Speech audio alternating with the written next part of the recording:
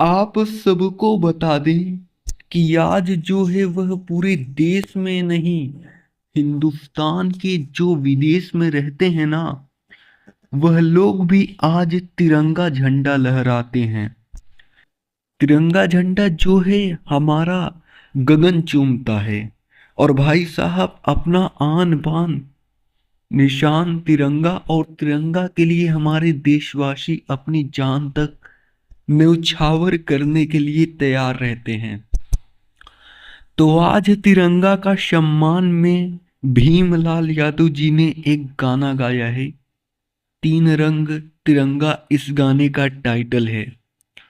इतना जबरदस्त, मतलब खूब खून को गर्म कर देने वाला, देशभक्ति का जो आपका जज्बा है ना, उसको और ज्यादा पावर देने वाला यह खतरनाक गाना भीमलाल यादव जी ने गाया है आप सभी के लिए।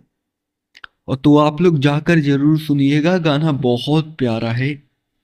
फिलहाल इस वक्त के लिए यही न्यूज़ निकल कर आ रही थी, और ऐसे ही भोजपुरी इंडस्ट्री से रिलेटेड तमाम न्यूज देखने के लिए आप हमारे साथ जुड़ सकते हैं चैनल को सब्सक्राइब करके।